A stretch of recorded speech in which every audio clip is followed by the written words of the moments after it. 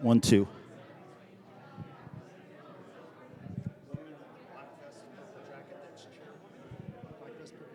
Yeah. So here's your microphone. You can start when you're ready. Just let us know when you start. Okay.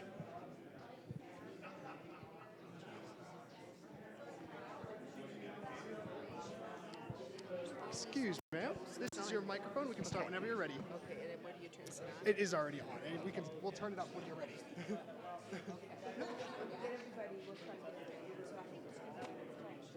Okay, thanks.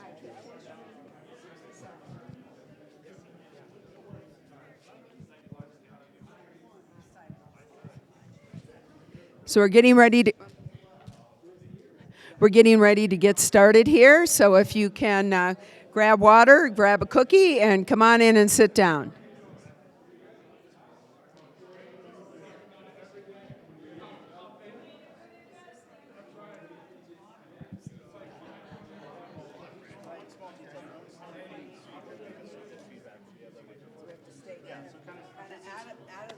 Go on that side of it or that side or in the middle, but not right in front of you. Okay right here. You're perfect right here. I'll stay right here. Lucinda, this will be right here.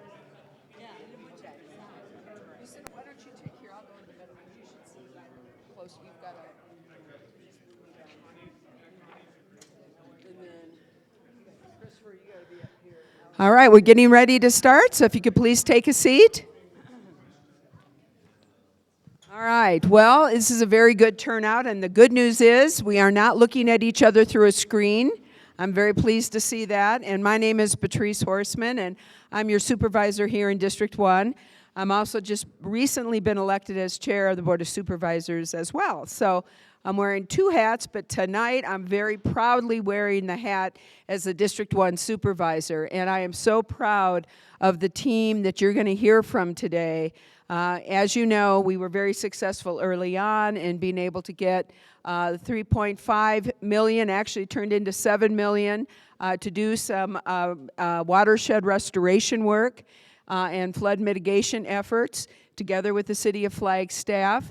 And we are here tonight to hear a little bit more detail about that and what the progress is and what we propose to do. As you know, our goal has been to try to get this started before the monsoons, and the National Weather Service is indicating that we are going to have above average monsoons. Good news, of course, and bad news. So, but we are really hopeful that we are going to get a good jump on this. And I am so pleased here today, as I said, to have such a great and wonderful county staff and our consultants and those that have been working with us. So they've got maps. They have worked so hard to get this presentation together to try to make sure you understand what's happening and to answer your questions. Thank you for being here. I look forward to learning with you on some of the things that are being done and being proposed and planned. And with that, and to introduce the team and the staff, is Lucinda Andriani, somebody who needs no introduction. You certainly have seen her, and she has been very, very, very visible and working so hard for all of us. She is Deputy County Manager and also the Director of our Flood Control District. So, Lucinda, thank you. All right, thank you, Chair and Supervisor Horseman. Well, it's great to be at this point. You know, it's a very intense process, and we're in an extremely intense period right now, trying to get projects into construction. So we're looking forward to updating you tonight. And first and foremost, I want to say to those of you that have provided your cooperator agreement, of which I think we have now secured all of the cooperator agreements, right, Christopher? I think one's in the mail. But first and foremost, I want to say thank you for your cooperation. Obviously, that's fundamental to this whole process, is that if we don't have your cooperation, then we can't perform any work on your property, right? And so our ability to utilize this funding and have an impact not only on your properties but downstream properties is doesn't happen, you know. So thank you for your cooperation and continuing to work with us on this effort. So where are we? Flurry of activity right now. We are at 90% engineering plans and frankly very close to finalizing plans. I would say based on the pieces, they're really at 100%, several pieces are. At least in terms of the NRCS private property element. And so right now, kind of the key pieces that we're dealing with right now is working with the various federal agencies to make sure that one of the key processes, permitting processes that you're aware of, you've gotten a number of letters on it, involves getting the permit from the Army Corps of Engineers, because the Wash is considered what's called a waters of the U.S., and so they have jurisdiction over that channel, over portions of that channel, and therefore we have to secure a permit. And so there's a process that we go through that Alan Hayden's been largely championing, working directly with Army Corps, as well as that means then also working with the State Historical Preservation Office, and then they have a whole nother process, and then also working with the U.S. Fish and Wildlife Service, because they have to contribute to that process, and then of course we have to engage the Forest Service. And Nick Musto's with us tonight. He's the Deputy Forest Ranger for the Flagstaff Ranger District, and he'll be updating you on their process that's underway as well. So we have that process going on. We were on the phone today with the gentleman from Army Corps, and it's feeling like all the pieces are coming together. We're pretty hopeful, and we're hopeful that we'll have that approval either this week or early next week to be able to move ahead. And you know what they're concerned of, there may be some elements of construction that we can actually start, but frankly most of the work is in the channel, and without that permit we can't start the work in the channel. The second piece to this is another piece that you're aware of, is that we had to work with the State Historical Preservation Office. That was largely driven by the discovery of a section of the historic Bill Wagon Road on a parcel that we are intending to do a project in later, not now, but later, that's just north of Linda Vista within the city of Flagstaff. It's actually a city-owned parcel where we're looking at installing some sediment basins. And there's a remnant of the road there. Many of you probably are aware of that road. It covers a very long expanse through multiple states, but it is considered a historic feature. And so the NRCS then had to work directly with what's called the SHPO, State Historical Preservation Office, and they have to generate this memorandum of agreement. And thank you again. I know some of you were positive in that process, and both on the Army Corps process, responding and getting the required signatures in on the form to allow Natural Channel Design to serve and the district to serve as your agent. So that process, both the flood control district as well as the city has approved the MOA, and right now we're in this process between the Army Corps and the SHPO and NRCS. I think we determined today that NRCS and SHPO will sign first, and then it goes to the Army Corps. We're not, these processes are a lot of interaction with the agencies. So we are very close to culminating those two kind of critical processes to being able to move forward.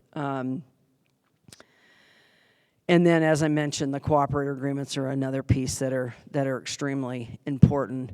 With regard to the 40-acre site north of where some of you live in Mount Elden, some live in Lockett Ranches, but north of Mount Elden Estates is the 40-acre parcel, and we're working very closely with that owner as well to secure the necessary agreements to be able to construct on that property as well. They've been very cooperative to date, and we're working through her attorney, and I remain pretty hopeful that early next week we will have those in hand. Can't guarantee that, and that is an important element of the work. But I think they're grasping not only the value to their property, because their property is very vulnerable, but also the value downstream. She's very aware of what this means to everybody downstream. So that kind of gets us up to date. I'm going to turn it over to Alan, who's going to walk through more of the details of what's actually designed and planned. Those of you that have signed cooperative agreements, you know what's planned on your property, so this will give you a chance to see what's planned more broadly. And then Nick will provide an update on the critical piece that the Forest Service is working through, which is the National Environmental Policy Act process that they're required to do anytime there's any kind of undertaking on a federal property like Forest Service land. So, sure, I can, sure. So I think most of you have seen folks mostly in the field. Alan Hayden with Natural Channel Design, Christopher Tressler, who's our flood control district and county engineer, Corey Helton, who was with J.E. Fuller, and J.E. Fuller has conducted the no adverse impact study to validate that there won't be any impacts from the measures being installed. And then, as I mentioned, this Nick Musto with U.S. Forest Service.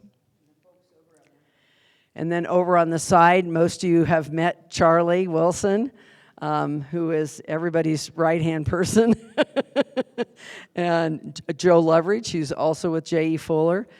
Joe did the original study, actually, one study back in 16, and then the study in 19, and has done an update on the existing conditions as well. And we might want to touch a little bit on that tonight too, Corey, if you want to touch on that. And then Steve Peru, who is our county manager, has joined us this evening. And Mike Carley, who is the engineer for Natural Channel Design and is actually engineering and sealing all of the plans. And Greg Nelson, who has joined our team here in the last few months.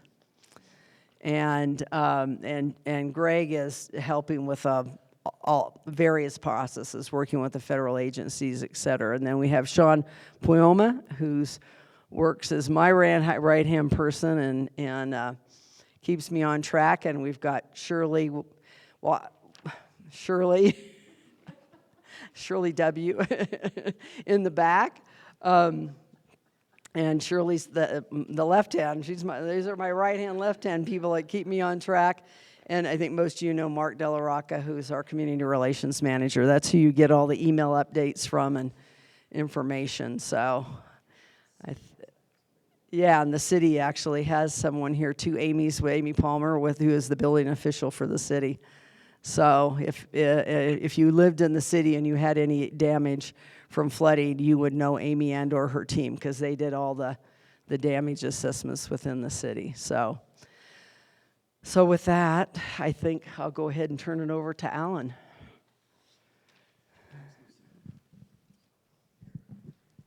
And there is a slide here. Greg's taking care of it. Uh-oh. Do you want me to do it, or? The right hand button. I'll be able to mess it up by myself. Forward, left hand button. So. Can you guys hear me? Is this good? I feel like we've had so many discussions. We're kind of like family now. So if everybody can hear me, I'll just dispense with that. You can't hear me. How's that? Better? You have to All right. pretty close. All right.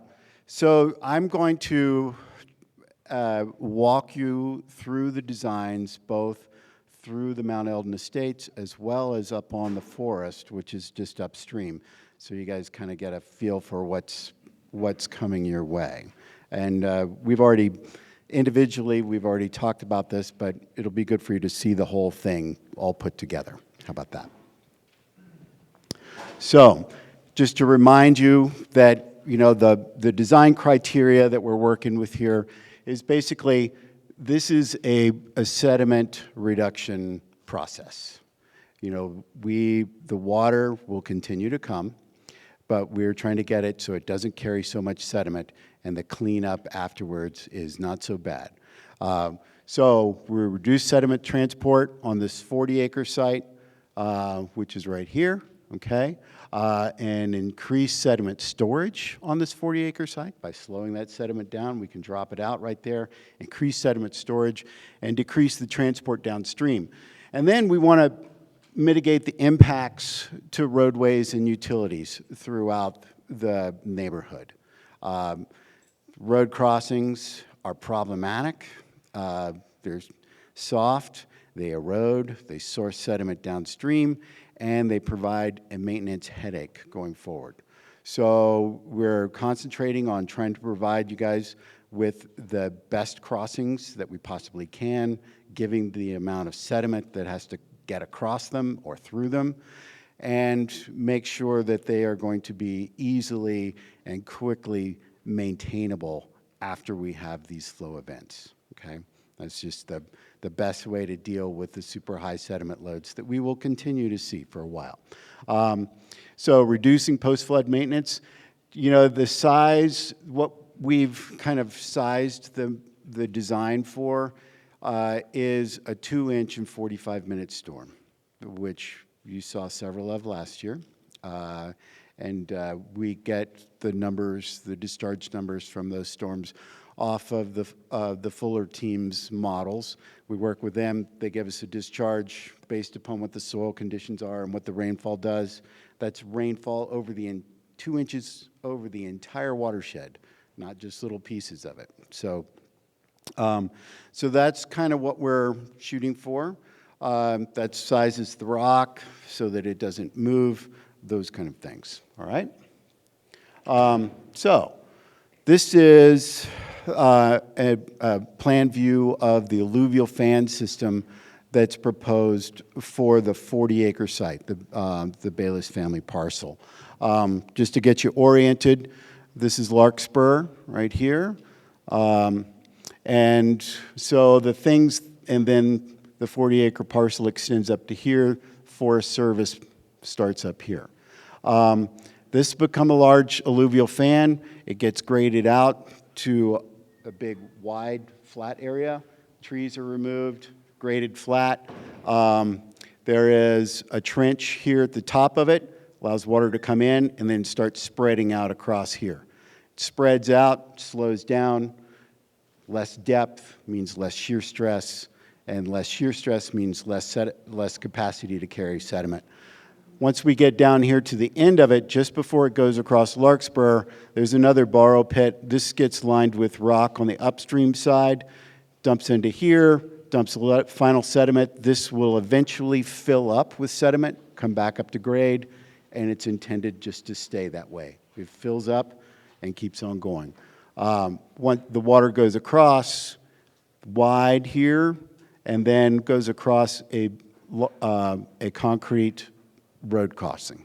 So a concrete low water crossing provides a hardened surface to get your cars across, but also provides a hardened surface to pass sediment banging along boulders and stuff like that. Okay? Is that we'll have these plans out later after this little presentation, and you guys have questions, or Mike's the best guy to ask.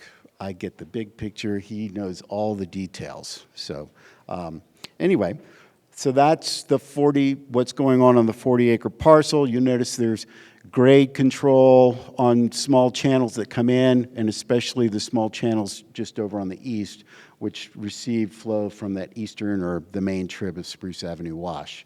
As they come in, that's not a fan system. It's split up already into several different kinds of flows, and so we're building grade control on those multiple channels so that they don't get larger or longer. They remain as they are and kind of direct the historical amounts of flow down each of those channels.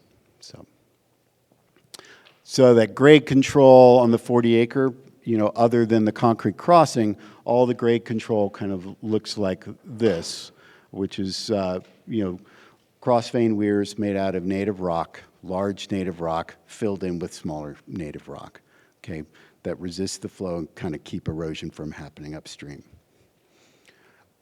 So once we move down into the neighborhood, most of the neighborhood work consists of low water crossings built out of concrete. okay? Building a concrete dip in the road that passes water across, kind of keeps it directed into the channel, passes sediment across, and then provides an easy way to clean up after the flows.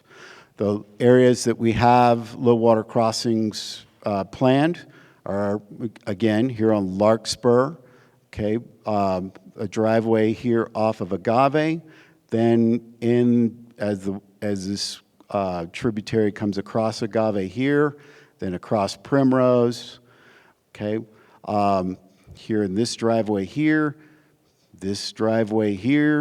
and then down into Lockett Ranches off of this driveway here and this driveway here. They're low water crossings. They're made to get your car across, but they have to be designed in order to pass the water, okay, and stay in place. They are meant to hold the grade of that channel in place and keep it from degrading or aggrading even further. You know, down in these areas down here, we have channels that are aggrading really fast, and we're losing channel capacity, and it's starting to endanger homes that are close to those channels. Up in this area where it's a little bit steeper, we actually have degradation of those channels, and it's actually digging the channels away. Yeah, erosion. So they're sinking down. We want to keep the channel in place, and we can do that with a low water crossing and provide a way to get your vehicle across. Those low water crossings are tricky to design. Mike's becoming a master of it these days, making sure that the dip is right both for the water, but you can still get a car and trailer and all those kind of things across. We can show you some examples in a little bit. So the examples of these for crossvein weirs, this is grade control. This is what was built last summer, just below. This is Larkspur Avenue right here, or Larkspur Road. This is what those crossvein weirs look like, made out of massive boulders that are basalt and sized not to move. On the alluvial fans, we use the timber that's cut off of those alluvial fans and form buried log sills. They're buried at grade. You can't really see them, but they provide a hard point for rills to hit against and then stop. So they provide the base for this big alluvial fan system so that if it ever does start cutting, it cuts into those and then stops cutting. Basically, the alluvial fans are meant to grade up, and we'll see some aggradation of fine sediments on top of all these over time. Okay? This is an example of alluvial fan restoration. This is a fairly steep fan, like what would be up on the western trib up in the forest. But this, if you were on Larkspur looking upstream through the 40 acres, this would look a lot like what that would look like. Big, broad, flat area that spreads flow out. You can see flows come across this and spread out into a bunch of different little rivulets. Slows it down, and then a native rock grade control structure at the end before it pops over the road. So if you were standing on Larkspur after the design was implemented, that's pretty similar to what it would look like. Okay. For low water concrete crossings, here's a couple of examples. This is over in the eastern part of the state. This is down in Prescott. It looks pretty simple. It's a concrete pad with a dip in it. But as I say, they have to be set at the right elevation to get the flows and the sediment to go across. They have to be kind of tight enough with enough dip in them so that it keeps the flow going and not spreading out everywhere, but flat enough that you can still get your car across. So it's a little trickier to design than it looks, and some of you guys have kind of steep driveways. So keeping Mike up late at night. So we'll go on to the on-forest measures before I turn it over to Nick, just so you guys get an idea of what we're planning for on the forest upstream of the neighborhood. So the areas that we'll be talking about, this is what we call the West Trib. This leads down across the 40 acres and comes in through here, right across Larkspur. This is the eastern or the main trib of Spruce Avenue Wash, okay? These two areas right here. And then this is what we're calling the Paradise Fan, or the fan below Lockett Ranches. And those are the areas of federal lands that we're working on for this project, okay? So again, you know, the design criteria, what we're aiming for is to prevent additional sediment sourcing from these areas up here. We want to reduce the sediment transport from these areas across here. These are alluvial fan systems, and we can reduce sediment transport. And we can reduce sediment transport again down here before it hits into the very densely populated city properties, okay? We need to utilize the natural geomorphic processes that are already there on the alluvial fan systems that have been degraded or eroded through after the fire and the flooding after the fire. So we restore those. It's basically restoration of that alluvial fan. This helps to promote watershed recovery, because if we don't have a lot of sediment and erosion, we can grow stuff. Grasses and trees can come back in, and we can start to see those soils build back up and get to healthy again. And we also have a directive, we have to work with the current land uses up there. There are roads that are important roads that go through the forest. There are trails that are important trails, and there are important uses that go on those forest lands that we have to accommodate into our design as well. So a little bit about that, what that looks like. This is what we call the West Trib. This is Mount Elden Lookout Road. This flows down and into the 40-acre parcel down right across the road down here. So this is a large alluvial fan system. It's quite steep, but it's alluvial fan nonetheless, about 14%. And right now, before the fire, it was not much channel through here. After the fire, there's a big, deep gouge through the middle of it. So this thing no longer spreads water out, it concentrates it, shoots it downhill, and erodes the banks away while it's doing it, providing a source of sediment as well as some increased flows downstream. So what we're going to do is grade all of this out so that it is flat across here. Actually, it has a little crown in the middle, kind of like what it looked like before. We fill in this big, deep gully that runs down through the middle here so that it doesn't capture any flow, it just keeps spreading it out. There's a rock chute here at the top with a little dip to spread flows out.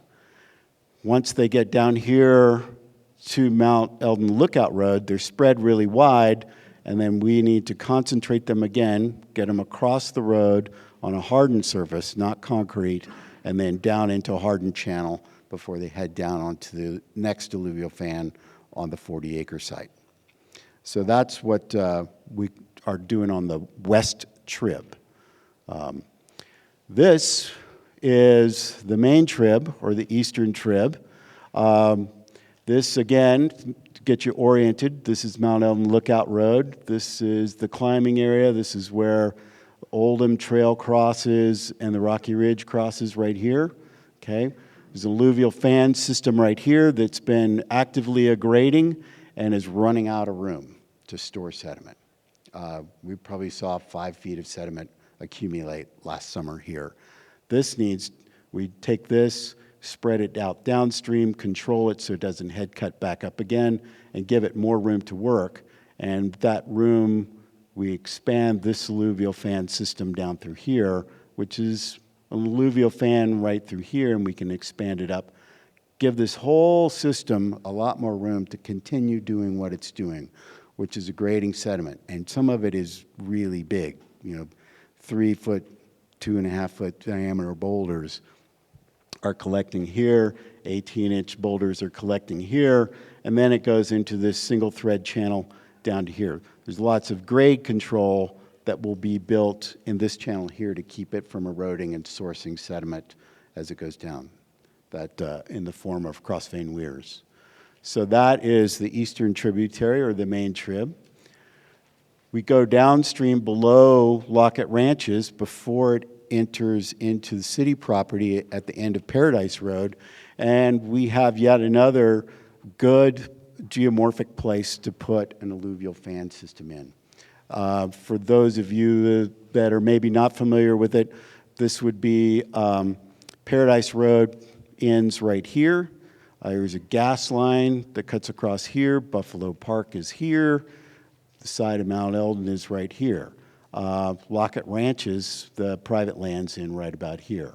So the lower Oldham Trail crosses right through here, okay, from Buffalo Park up onto the side of Elden. So this area, currently, previously it was a fan. It had a pond dug in it. It had an outlet ditch for that pond. That ditch is eroding.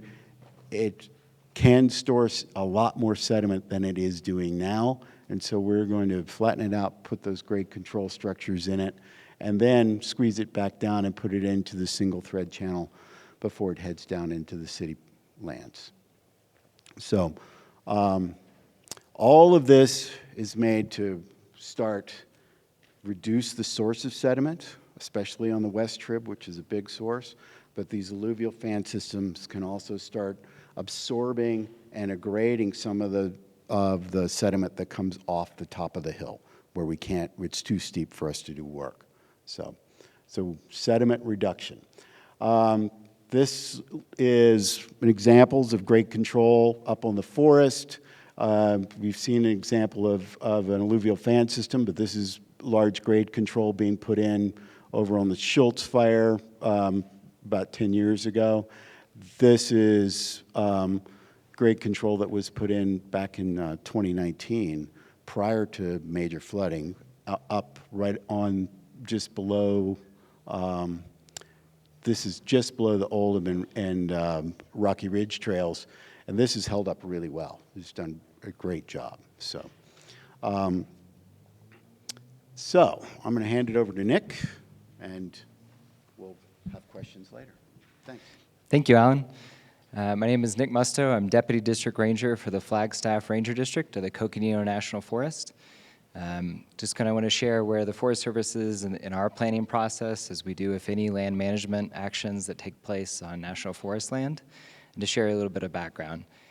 Last fall, the Chief of the Forest Service, which is so many levels above me, I couldn't tell you how many bosses the Chief is, but he's the head of our agency, visited town and toured some of the flood-affected properties, and also committed the Forest Service to funding $3.5 million of this work on the forest. And so as soon as we had that information, we began in earnest in planning out our process. You might have heard of the National Environmental Policy Act, commonly called NEPA.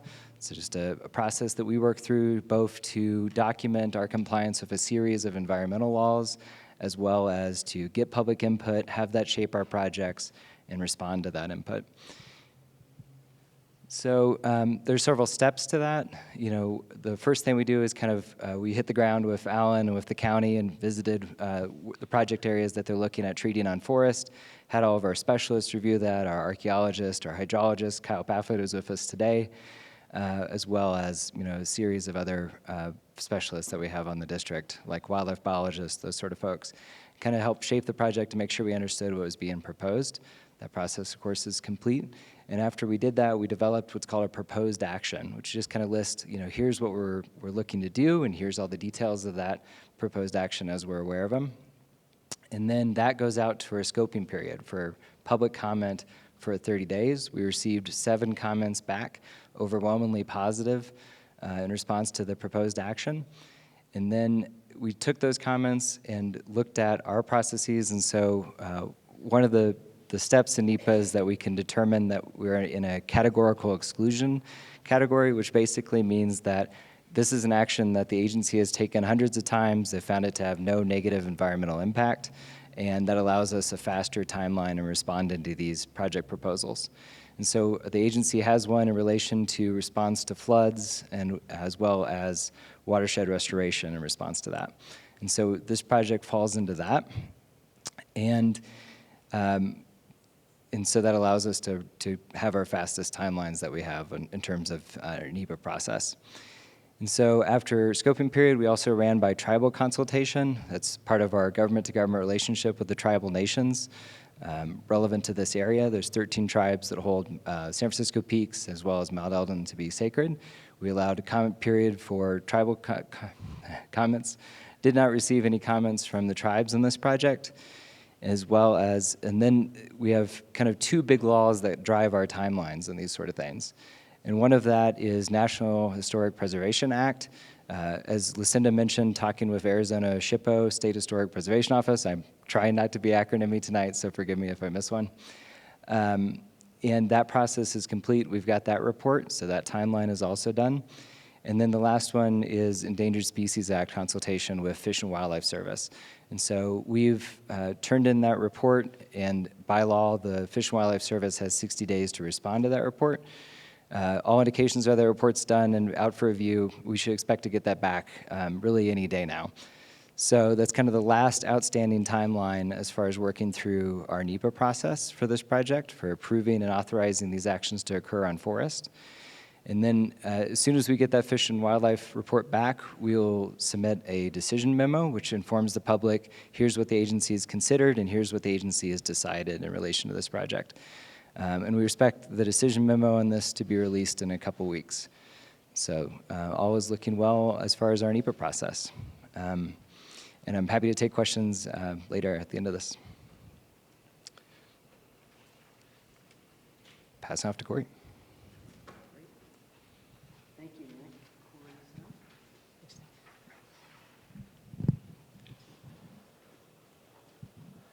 Cool.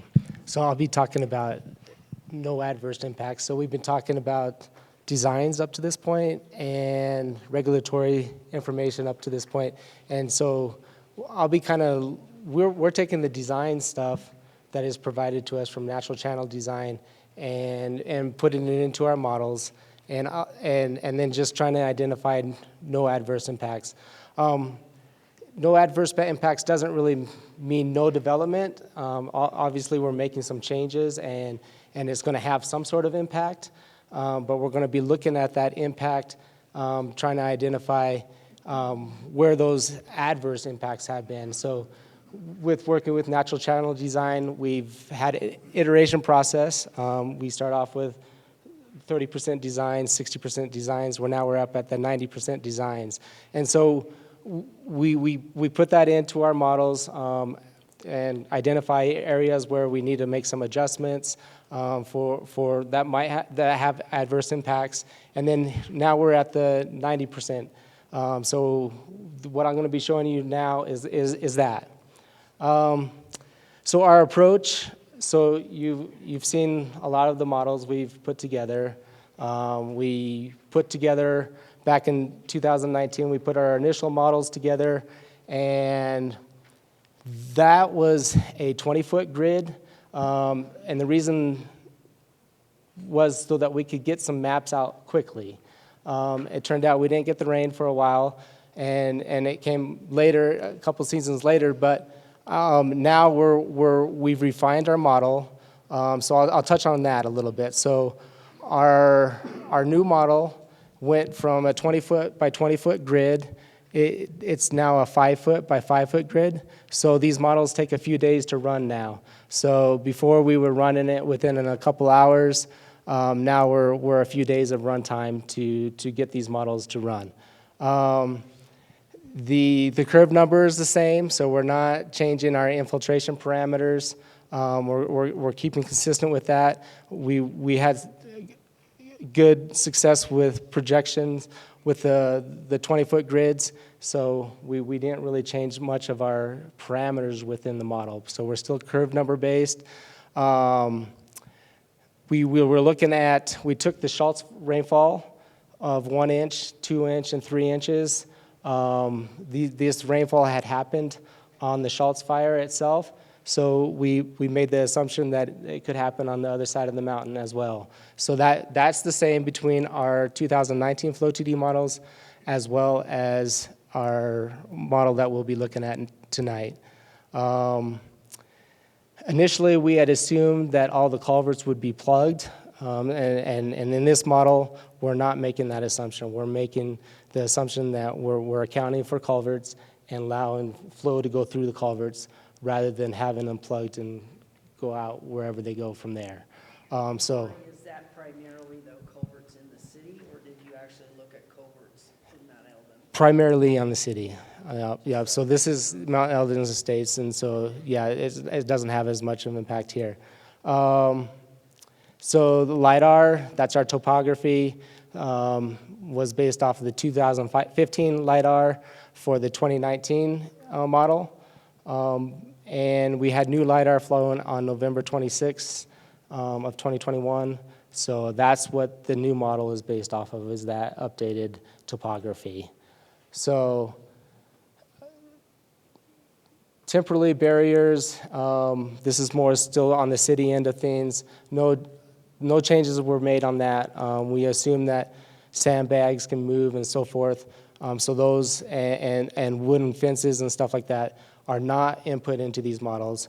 But what we're trying to look at is taking an existing condition, put it in our designs, and see how things change. So we did this no adverse impact analysis on the 1 inch, the 2 inch, and the 3 inch, just to kind of look at, make sure there's no adverse impacts for all of those scenarios. But what we'll be presenting and what things were designed to were the 2 inch and 45 minutes. So let's go ahead and start with our depth comparisons. So this is all our new models as of this month, actually, late last month and early this month. We have our, let's see, there we go, our existing, which is the November 26, 2021 LiDAR. And then you can kind of see, so this is the west fan that Alan was mentioning. And so you can see how the flows kind of come down through the center of the fan. And then with the proposed, what we're doing is distributing all that flow all the way across the fan. So, and then it recombines here and outlets, just like Alan was saying. So that's kind of what we're looking at. So you kind of have depth relations. I'm not sure you can see all those numbers, but the blue is 1/2 foot to 1 foot. The green is 1 to 2 feet. The lighter green is 2 to 3. The orange, light orange, is 3 to 4, and then 4 to 5, and then the magenta is above 5 feet of depth. And so you can see the fans here are very obvious. You got incised channels where it's deep, the purple, magenta colors on the existing, and then you come through here and it's distributing the flow throughout the whole alluvial fan and a constant depth, uniform depth in there. So what we're trying to do that is not allow the sediment to keep going, but spread out and deposit. So that's what the goal of this project is, to drop off some of the sediment before it comes in. And so what we want to look at is any differences. So over here you'll see the greens to blues are where the depths are decreasing. And then the yellows to reds are where they're increasing. And so we want to make sure those where we're increasing the depths is not impacting is isolated to areas where we would expect it, and it's okay to have that impact. So on this alluvial fan right here, you can see where it's blue right through here, meaning that the depth is less, and that's what we would expect. We're filling in those channels there and allowing the flow to get over to the sides of the alluvial fan and be able to spread. So we see some red on the sides and the yellows, and it's working as we would expect here. And how that works its way downstream of the fan, you can see it propagates a little bit further than the fan, and then pretty soon it's just same elevation within 1/10 of a foot of the existing condition. So on these numbers right here? No, the numbers that are on the map. Oh, yeah, yep. And then so here we have our discharges. That means the rate of flow of the water. And that's cubic feet per second. And so that's how much, so here you have 642 cubic feet per second coming out of the fan. And with the distribution of the flows, you now have 636 CFS before it comes into the 40 acres fan right here.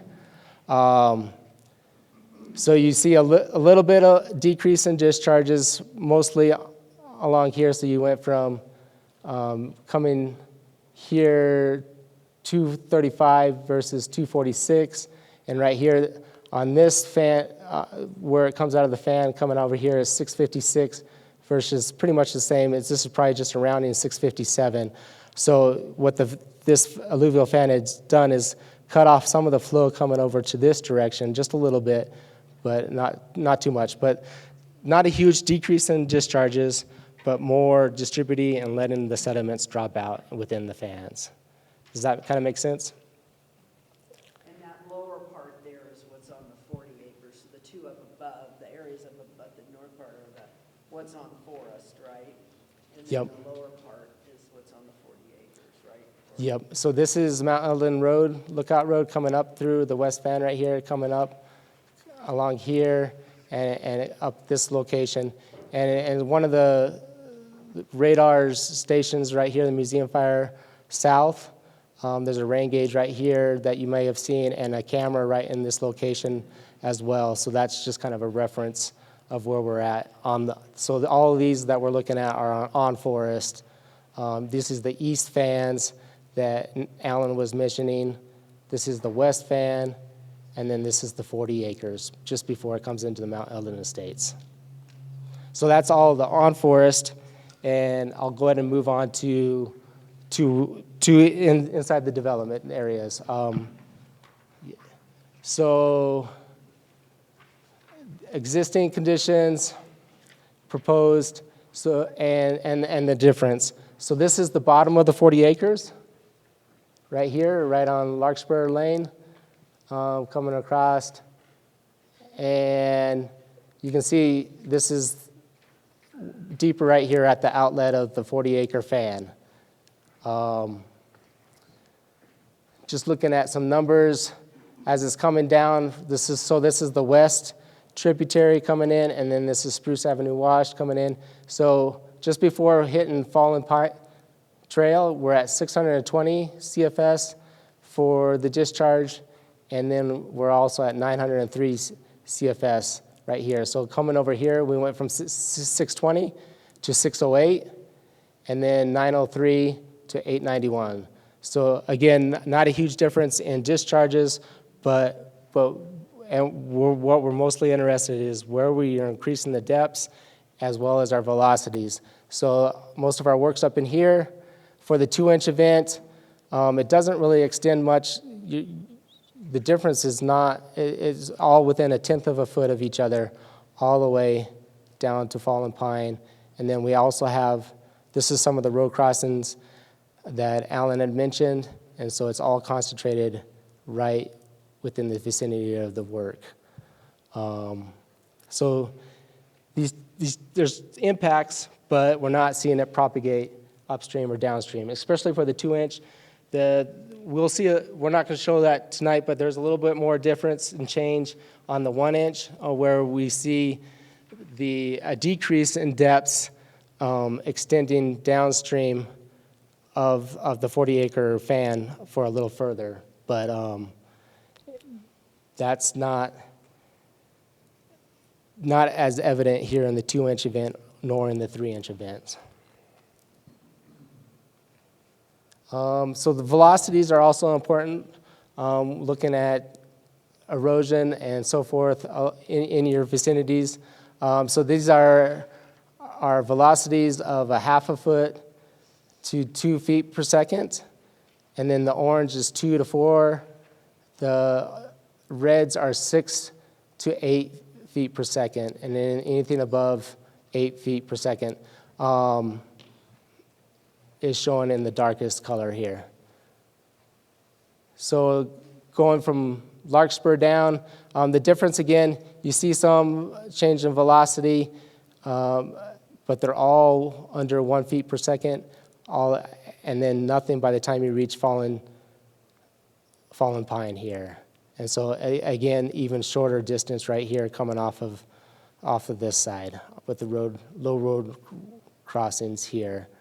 So I'm not sure if any of these parcels are nearby any of your guys' places that you're looking at, but do you have any questions on what you're seeing on here? And certainly afterward too, if you want to talk more in depth with Corey and Joe about We the can. analysis, they'll be here to do that with you too. And I think well, go ahead, I'll let you. Is that it, Corey? Yeah. So this is just the one more set here down. Again, Fallen Pine again, and again you can see these are the parcels. But I'd be happy to kind of talk through your questions for individuals that are nearby these areas where the rework is happening. So, but again, I'll just summarize by saying that overall, there's no adverse impact found. We see where the impacts are, where they're kind of isolated, but the adverse impact is not extending outside of the work areas, and it's not impacting structures, nearby structures that are nearby those locations. All the impacts we are seeing that are decreasing the water depth and decreasing the water velocity at the structures themselves. Yeah, so it just helps us to look at all that and go from there. So. Great. Any broader questions for Corey about the analysis or anything?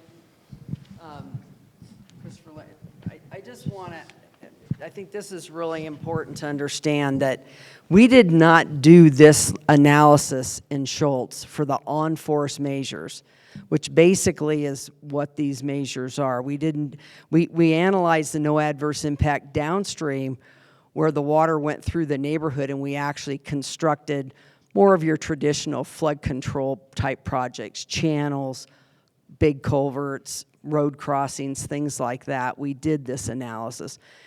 So this is really kind of groundbreaking science to understand. We're being extremely conservative, meaning that we're basically, the underlying assumption here is that virtually no water gets absorbed into these broader alluvial fans. And unfortunately, on this watershed, we don't have much alluvial fan to work with. I think we've talked about that over and over again, unlike at Schultz where we had big fan areas. And basically those fans in exceptionally large flood events, rainfall events, eliminated the flooding there. So I still believe that we will see some reduction in water flow. We don't know how much. Right now, this predicts very little, as you saw, looking at the flood numbers, right? At those flow numbers. But this is part of what we're going to be able to understand going forward is how much did it change it, if at all. We don't know. We're not guaranteeing. That's why we took a very conservative approach.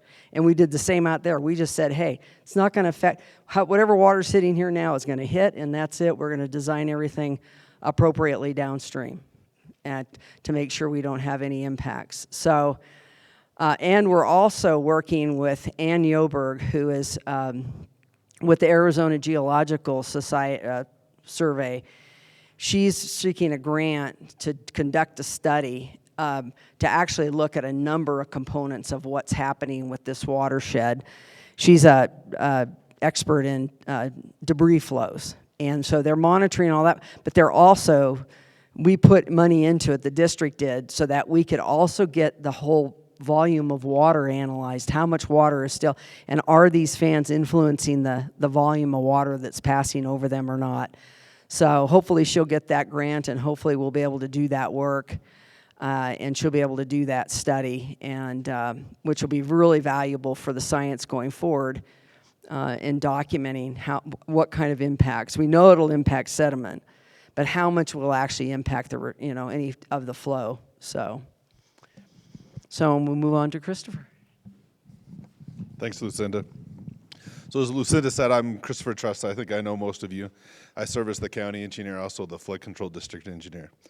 My part of this presentation is to talk about once this work is done and shortly before our monsoon season starts, we're going to deploy sandbags again to help with the flood mitigation preparation or our monsoon season preparation.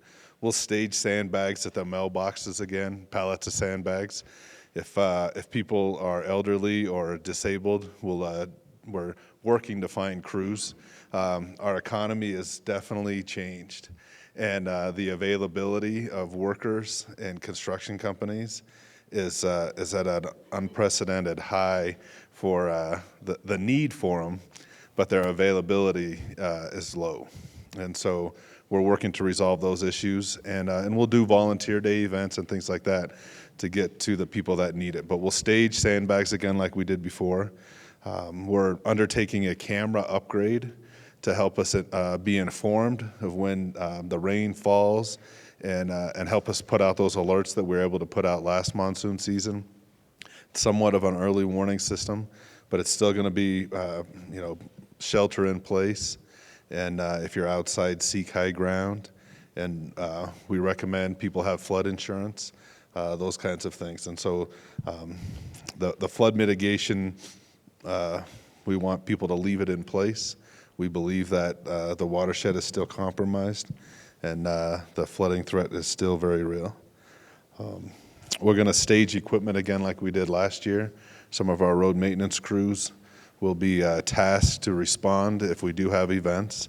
And all these efforts are not budgeted in the public works budget. It comes out of the flood control district budget. So even though it may say public works on the side of our equipment, we charge that equipment to the appropriate budgets, and the accounting is straightforward and above board.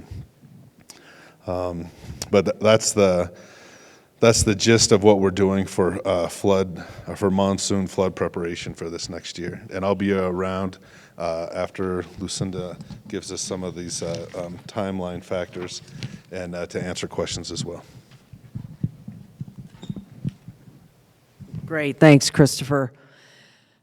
Yeah, I want to emphasize, hopefully most of you purchase flood insurance. Keep your flood insurance. There's no way we can predict what kind of flood events are going to happen, rainfall events, flood events. You got to keep your flood insurance. Really want to emphasize that. And because in terms of damage to your home, or if you purchase, there's riders I think you can purchase for other structures, that's the only compensation. To get individual assistance through FEMA is virtually impossible. And if you do, it maxes out at $32,000. Now, I know for a lot of homes, especially with values the way they are today, FEMA maxes out at $250,000, but $250,000 is a lot more than $32,000. So, it's a pretty important equation to understand. So, timeline, if we can, we're really pushing hard, and all the people that are in the federal agencies are getting a lot of calls from me repetitively, including poor Alan. We're really pushing hard right now for the work to take place on private property to try to start next week. That is our goal, and it remains that goal. And we need every day of that time, because the same contractor's not only doing all the work on private property, they're also doing all the work on the Forest Service property. So there's a lot to get done in a very short period of time. So it's Tiffany Construction. I think you're all, you've been through 2 sets of projects with them. They are fantastic. They're very, very, very good. They know what they're doing. They've done a lot of this work both on Schultz and in your neighborhood. And they're a great company to work with. I think so far I've gotten very few complaints, if any, frankly, from any of you out there. But if you have a concern or an issue, you know who to call. You all know who to call, and let us know. If there's a problem, let us know. And they're very responsive. So if there's any issues, and they know we have very high expectations of how they take care of you how they take care of the environment. They're great working on Forest Service because they're very mindful of what they're doing and maintaining the quality of the environment and the forest particularly too. So, and we will probably go into fire restrictions at some point, and that could really influence our timeline. So, and the good thing is they work through fire restrictions in Schultz and managed very, very carefully and very successfully. So the kind of the caveats of what can affect the timeline at this point. One, we've got to secure these final approvals for the Army Corps permit, and as well as the complete signing of the memorandum of agreement between the SHPO and NRCS. We think we're pretty close on both those processes. And they will start, typically, as Alan mentioned, they'll start with removing, for those fan areas in particular, or where they're actually going to construct the grade control, they need to remove the trees and the vegetation. And, we put down here cooperative agreements and temporary construction easements. We are getting at least one of those, I think, right, Charlie? One TC, one temporary construction easement. Yeah, and so, and again, we've had great cooperation there. And then the kinds of things that can affect the timeline throughout the construction process, number one is weather, and whether we get too much rain or no rain. We just like a little bit of light rainfall through the whole process. Helps keep the dust down too. But fire restrictions can have an impact. Any discovery of an archaeological site, of course, they've done all the survey work, but you don't know what's subsurface, right? So as they start to excavate for some of these measures, but again, Tiffany is a real pro with that. They know immediately who to call. They will stop construction at that location. They'll move to another construction location and just keep working. So, and certainly there are other things, kind of unforeseens that could happen, but once they get on the ground, they'll be pretty efficient. They've got so much expertise in this arena that they'll move pretty quickly. And but again, we'll need your cooperation. I know it's never fun to be in a construction zone, but I think by the time we get to summer, I think you'll see the benefits, and it's a little pain for hopefully some real benefit, over the long term. So, and particularly for all of you, the measures that are going on, the cooperation we're getting from the Forest Service is just tremendous. It took us 2 years to get to where we are now in a few months with the Forest Service this time. So last time it took us over 2 years to get here. And we were still negotiating at this point the final agreement to be able to do anything on forest. So we've had tremendous cooperation, let alone their funding, $3.5 million, which is the work that's being done on forest. So this is tremendous. So any broader questions? And then we'll break. And if, again, people, I encourage you to go over and look at the plans if you want to see other pieces or you want to talk to Mike and Alan more in depth about what's going on your property or other properties adjacent to your nearby. Any general questions for any of us? Sure, Robert. I know in the past you guys did some restoration kind of work with the watershed. Is there going to be any re-vegging kind of thing happening up in the forest for the watershed? So the plan does, yeah, get over here. The plan is for the work that's occurring on forest to reseed that. So those areas will see seeding. So the areas that receive seeding will get seeding again? The area is impacted by this project proposal, not the broader area. Correct. Everything that we touch has to be reseeded. Typically, they reseed and mulch most of it. So a lot of the trees that come down, we grind up the tree parts that can't be used for the log sills, and a big chunk of that, it becomes mulch to hold the soil into place, for the seeding. Right, I know a lot of that mulch was done 2 years ago, and then now, and a lot of it washed down, right, on the first set of flooding. And I was just wondering if there was more of that happening again. There is no plans to do aerial mulching additional, yeah, which is what you're referring to. The slopes are so steep up there that it's going to be really challenging to hold anything up there is really the issue, with that process. Other good question. Yes, ma'am. Mainly, it's, sorry, mainly concern. What I see with the alluvial fan work, it looks good, a lot of engineering thought gone into it. I question why not more? And I would Alan, like to see you- retention basins, and I know you've been asked that before, but maybe I haven't been involved with it. But the Schultz Pass area, there was a lot done as far as retention basins and that. I'm not seeing from the CFS the flow reduced much.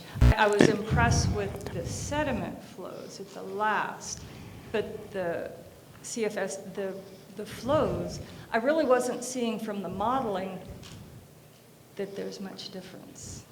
And I'm concerned, I mean, we've had a lot of acreage impacted. And we keep being told engineers want that to spread out. Well, now it's deposited and it's spread out, and it keeps getting closer to our house. I want a deep channel. It used to flow quick, after a rain on snow, and it flowed very quickly. Now it's spread out, and it's every rainstorm, it just kept getting higher. Well, I'll let Alan answer this too, but I want to say for Schultz, there were only two retention facilities. They were both employed so that we could get the water across 89. And remember out there we had 8 watersheds, and really to try to employ a tactic like that in your area would be frankly really dangerous. And and certainly it would never be, frankly, considered on forest. It just, the level of risk that you take in a dynamic watershed like this, where it's very, very hard to predict what you're going to get and everything, is extremely dangerous. So, those types of measures, and frankly, everybody said that in Schultz. Just build a big lake up there. We all love to fish. And we'll all go up there and fish. And then and so we penciled out an example, and 4,000 truckloads a day of sediment later, we knew it was impossible, right? And that's the same thing would happen here, frankly, even if we went down that path, even if, we said, okay, we're going to go down, it would be dysfunctional after one event. So, these, well, hopefully what's being designed is going to help, because you haven't had any real measures yet. So hopefully after this, it will be, and I think it'd be good to take it offline and talk through it, because I think that's part of what they're very conscious of, is how do they manage that. At the same time, the reason that we got this funding is to try to manage within the environment that we have. And unfortunately, like I mentioned earlier, we don't have much alluvial fan. We wish, frankly, we had a lot more. And yes, some of that does affect, what's happening on private properties, but, it's just a challenge. A deep V channel, we don't have that anymore. Right, but I think you also have to realize if that channel, so remember, in Schultz, channels went to 20 to 30 feet deep. That's what will happen at your channel, and then what are you going to do? You're going to be required to build a bridge at millions of dollars. We can't get money for that type of thing on private roads, so all that would fall to you. So what we're trying to do is stabilize it enough so that you can still get access to your home and those kinds of things. So, when you add, yeah, 10 to 50, we're seeing just so much more volume of water than you'll ever, you would have ever experienced historically. And sediment. It brings the water higher. Yeah. So we can talk about yours, because we realize that's going on at your place and the design at your property. I've lost my round pen, my horse corral. I mean, I can't even build anything there now. Right. I mean, it's Yeah. gone. I'm happy to talk you through and show what the low water crossing at your place is meant to do. Concerned with So, low water crossings, honestly, because I feel like that's just going to spread it more. And I'm just, right. So, yeah, But I yours a special case, and we can talk about the math in that. You're not a special case, your place is.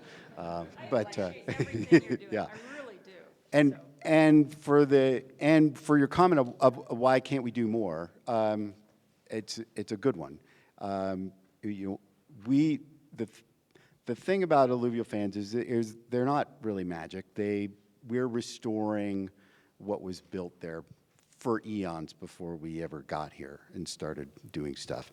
And so it's a restoration job. And we can only build alluvial fans where there's a valley type that will support it. If we try to do that in a narrow defile or in a really steep place, it'll just cut through again and source all the sediment again. So we have to be really careful about where we design these things to be, and they have to be in a place where there was. And as Lucinda alluded to, in Schultz, there were big, long runouts of alluvial fan where we could put in, some of those are 3/4 of a mile long. And we used every inch that we had and then and kept it out of the neighborhood.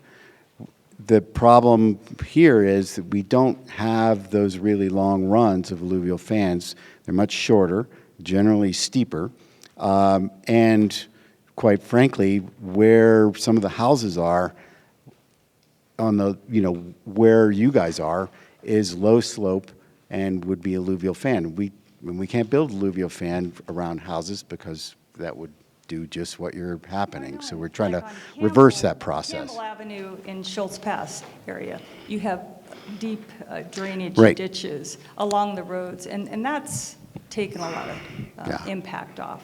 of Right, homes and we have those, and the reason that we can have those ditches there is because we have 3/4 of a mile of alluvial fan to stop all the sediment before it gets to those ditches. Otherwise, the ditches would just fill. And that was a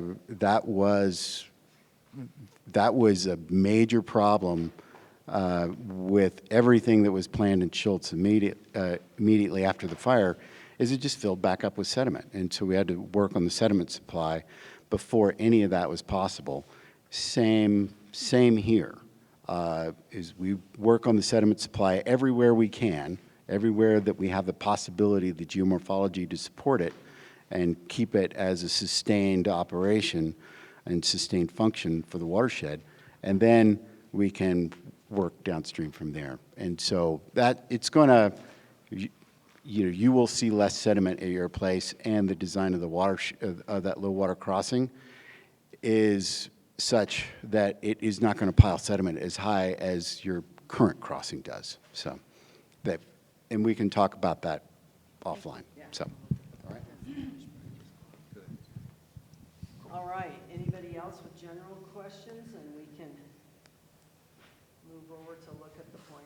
So again, thank you so much for coming out and taking the time and hanging in there with us through all this. I know it's, really challenging, and it's really difficult to live through it, and we understand that. Really, again.